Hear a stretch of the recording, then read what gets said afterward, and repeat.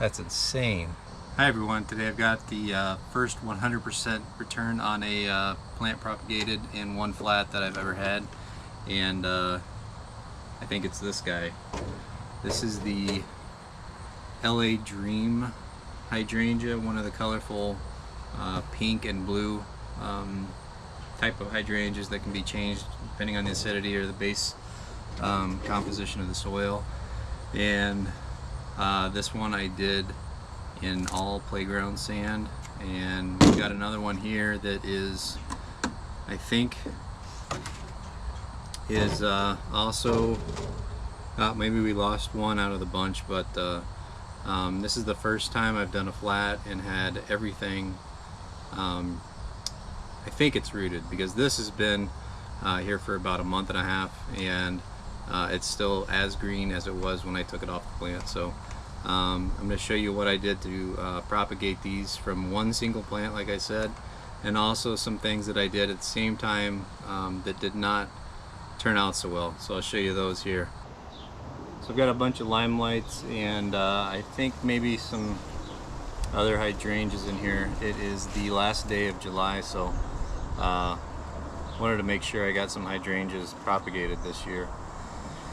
And I've already done some of the firelights, I think, here, but I did those with the Clonex gel, which I wasn't too impressed with the boxwoods. So as far as Clonex versus what I usually use, which is this Hormidin that comes in a giant jug. This is a powder, this is a gel. So I'm gonna use the rest of the Hormidin on the limelights just because I like those the most, and I know it works.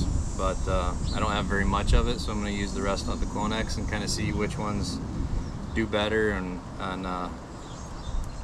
don't know, I guess just do a little experiment here. But first I got to get all these trimmed up and ready to stick in sand. Yeah. So this one's a straight up softwood, all green down that limb, and I'm going to leave it a little bit long. We'll do 2 nodes at the bottom.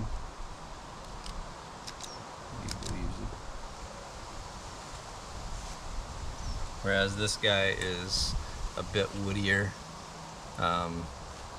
Still green in there, but it's got that brown outer layer developed. Cambium.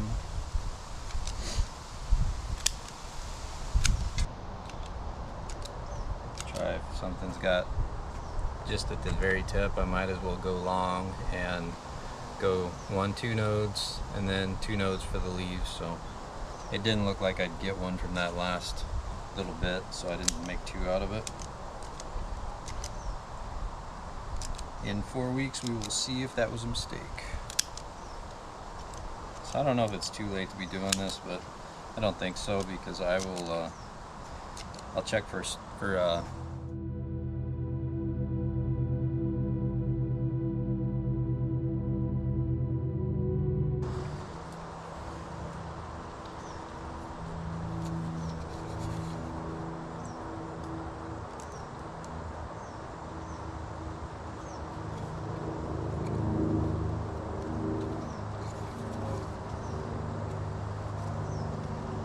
kind of a pain, but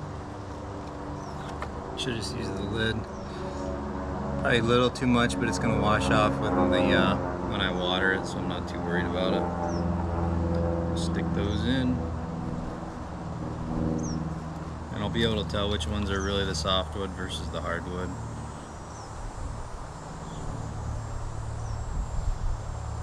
Too much on that one.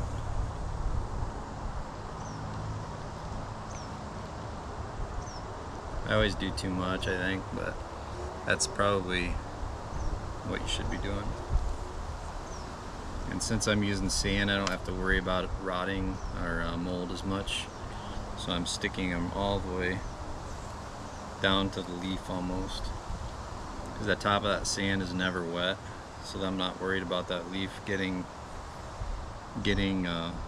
moisture or prone to disease as much as if I was using wood chips like I used to do.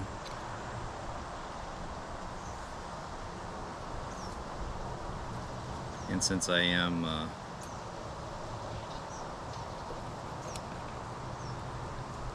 think my holes are a little too close.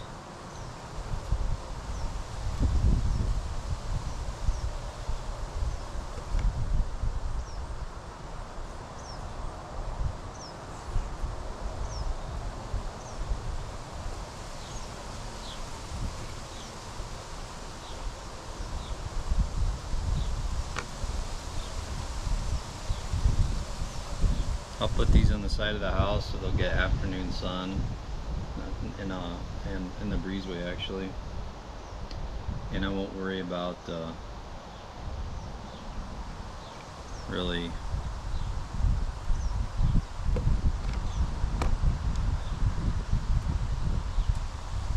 them getting underwatered or forgotten about. So the key, I think, for me is keeping them moist. I do tons of these cuttings and I forget about where I put them and leave them all around, and I don't really have a dedicated spot for propagation versus potted plants that are waiting to be put in the landscape.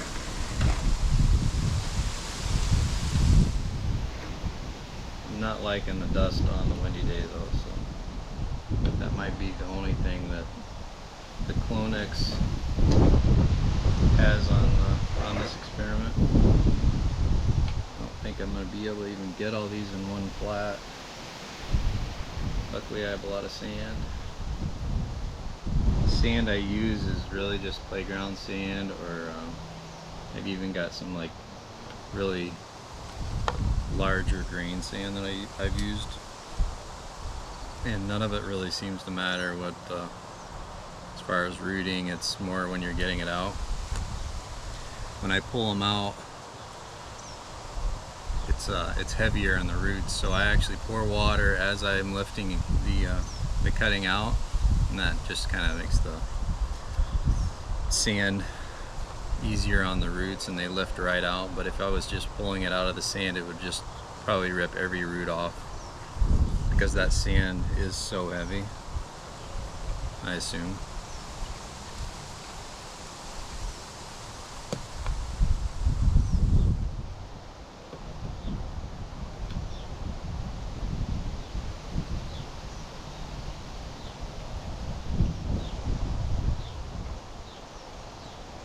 So I would expect these to get callus within 2-3 weeks and have roots within 4 weeks, like noticeable roots. So if that happens, I think I'd give them maybe another few weeks depending on how they look, and if they've got decent roots, I would get them planted up for the winter as early as possible.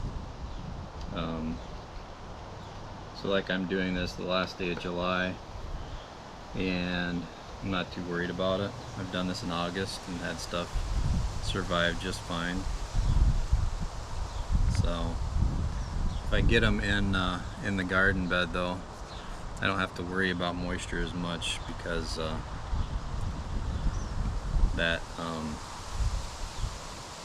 ground will take care of it.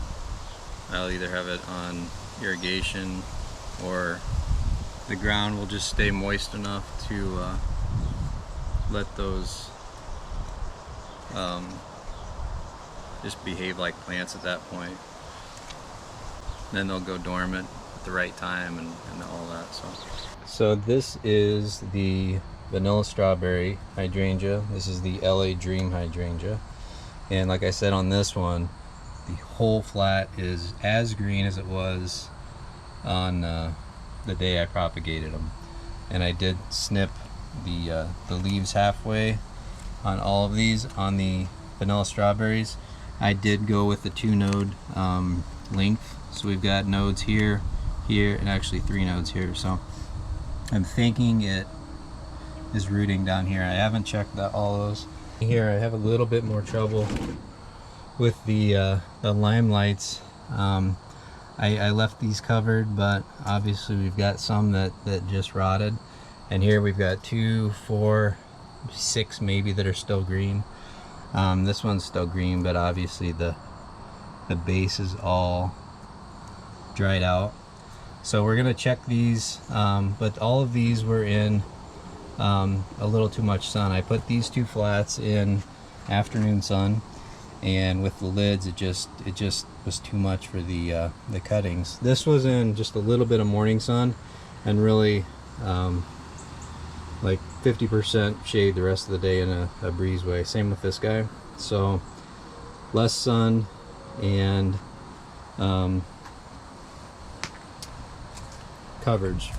So this is the patio that we'll be building. We've got the greenhouse going up here, and down here this is all really fully covered the rest of the full day. It's on the northwest side of the house, so it really gets no sun here, and everything in here is similar to what I had in the other two trays. They're about a week behind the rest of the stuff. We might pull these out today, we'll see. But everything still has its leaves, still green. We've got different kinds of hydrangeas here. We've got black lace elderberries, still got the leaves. Oh, you can see those there.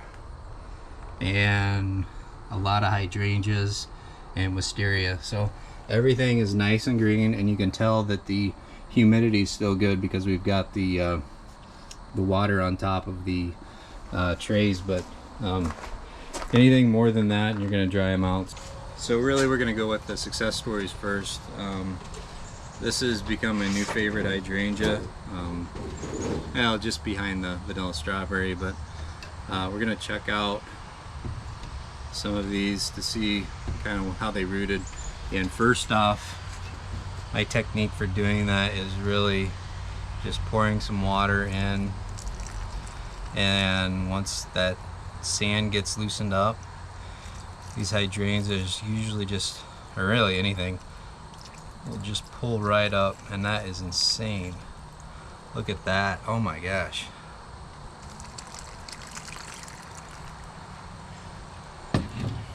That is a root ball if I've ever seen one. That's insane. Look at that. I've never had anything root like that. That's a month and a half, and you can see all the way up it's trying to grow roots on that stem. And then you've got the huge root ball at the base, and it's just probably the biggest root ball I've ever seen on a plant that we propagated. So obviously I wasn't quite ready for that, so I'm going to get that in water immediately. And all of these are going to go into quart-sized pots or whatever that size is, I don't know. And that's how it's going to go in the pot. So we're going to put these pots into a raised bed, I think. Make sure they're mulched around really well, maybe even cover them, because this is September 19th, and I just want to make sure those are nice and packed in for winter, so they go dormant when everything else does. Hopefully those roots are nice and ready to harden off in the next month and a half, I think. And we're gonna get more propagated back in here probably today, and get those moved into the greenhouse that will be really the overwintering project environment for a lot of our cuttings and stuff, because we're not going to stop just because it's the fall. Obviously this is the late in the year to be propagating really anything.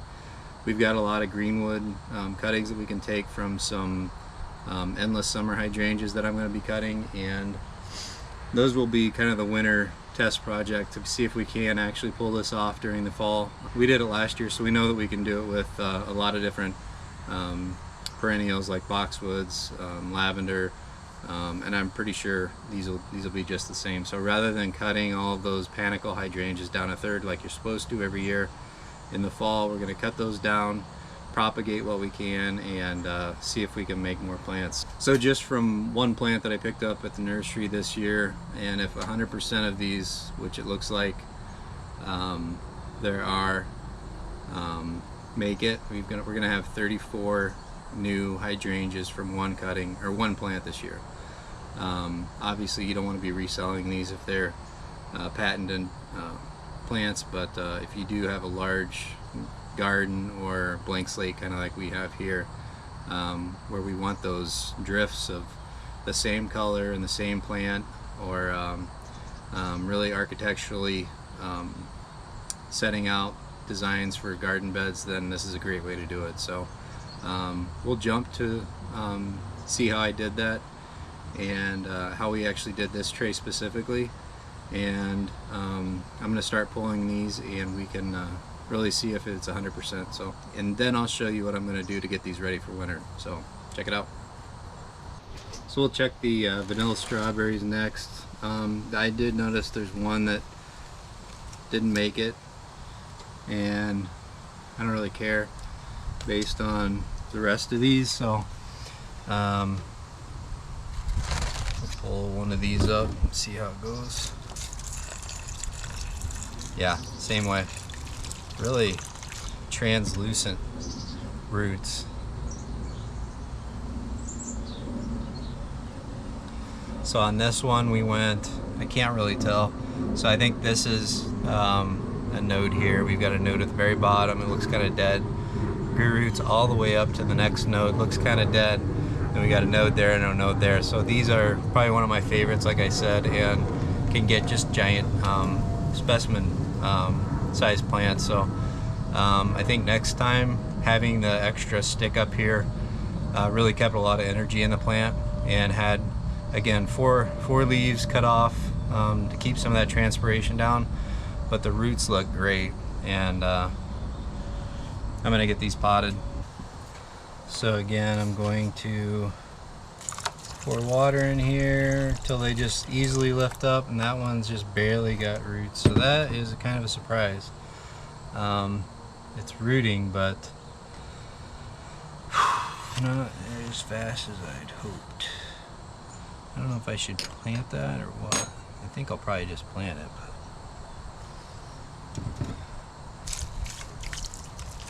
yeah, same with, maybe the vanilla strawberries are going to take a little bit longer. I think I might let them, I think I might have got lucky with that one. I'm going to let these sit in here another week, just because they are too good to kind of waste. Or maybe that first one was just so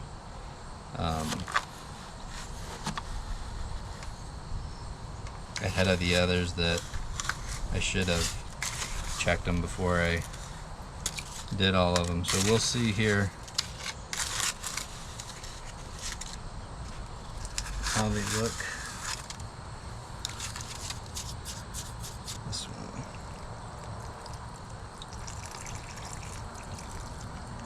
Yeah, this one just must be easier to propagate. So this is kind of the again, the ones that stay blue or pink.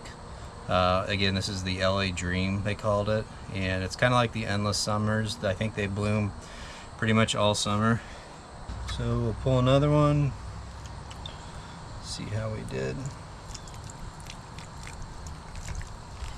Yeah, lots of roots. So we got a node. These are blooming or rooting. We've got a node here, a node here, next node, next node. So I did 4 nodes on these, and they're doing it between those bottom 2 nodes that were obviously submerged. So all of that, as you saw in the video, had some rooting hormone somewhere on it. Mostly it's on the bottom, but it looks like it stayed on really well. And these are really stiff plants, so the leaves are really really hardy. That is crazy. And it's growing more foliage at the top here at the nodes, kind of where I just had 3 leaves, and now there's a completely new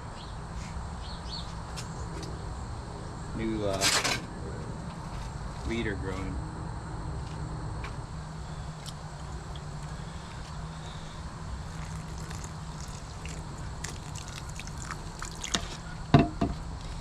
Another one.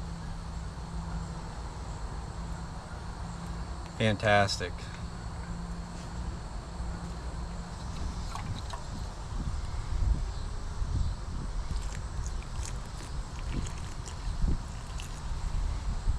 Huge clump. These things have some weight to them.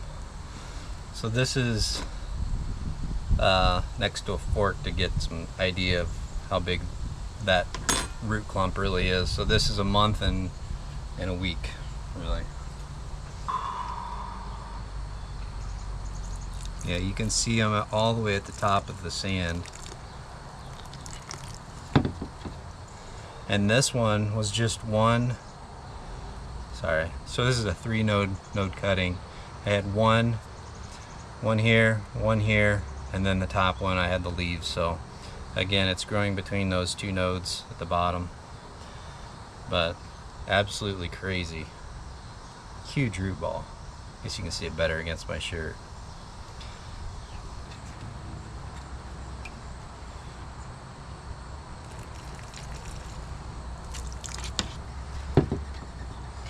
Another good one. That bottom leaf started dying down, but again, we've got the two nodes at the bottom, and it grew absolutely throughout the whole bottom of those 2 nodes.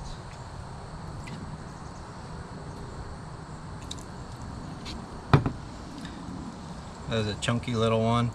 Different growth structure at the bottom. We've got the node kind of died, and that second node is where the roots grew on this guy. So again, I think having 2 nodes buried is definitely where you want to have your cuttings. And I can feel the spikes going all the way up. It's trying to, all these little dots, it's trying to grow some roots there. But it probably will once I get it in the dirt.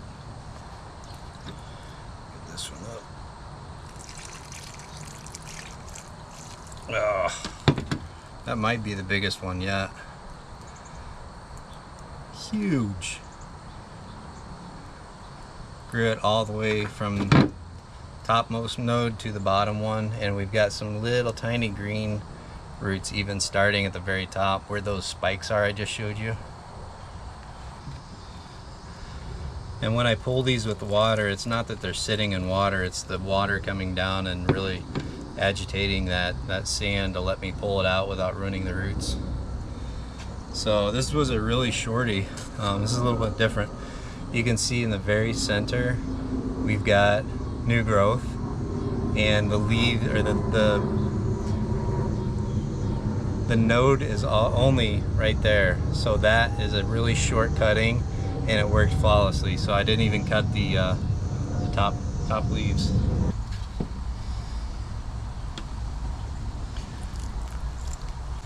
This one's got some growth starting at the top, so it's a nice healthy plant. Obviously got a good root ball, and looks good.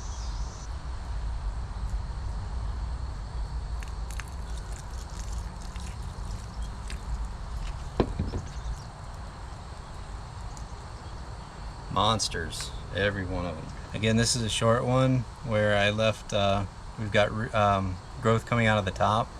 Good root ball, but well, I guess it's a little bit longer. So that's a 3-node cutting.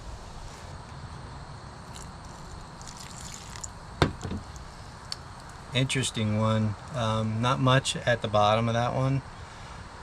Maybe on this side you can tell better, but good roots going up to the second node. Again, a short one, probably only 3 inches at the most, but big leaves. So, and you can see the foliage and the new growth starting at the very top. So I think once we get some fertilizer on these, they should take off fast enough to get ready for winter. Yeah, the roots go all the way up to the top of the sand, and you can tell it was wanting to grow roots all the way up that stem. So we got roots stops touching the sand. We've got those really green small roots, and then all the way up it's almost like a passion vine. Large one. Really all of the different iterations of cuttings have been perfect on this one. So this must be a really easy one to plant. This gets about 5 foot tall, 5 foot wide, and it's a good one to use if you want to drift or that blue or pink hedge and you can decide what color you want whenever you want to by adjusting the soil. So it's a cool plant. Little guy.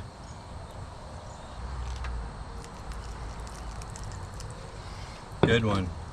A lot of foliage growing on both of those two remaining nodes at the top, and a lot of roots at the bottom. I'll show you those. And you can see the bottom of that last node too.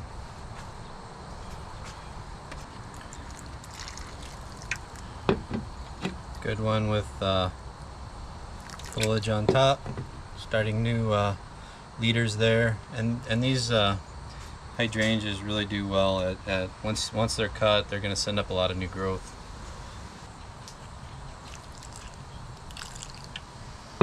They all start looking the same after a while, but I would be doing cartwheels if I could do that with everything.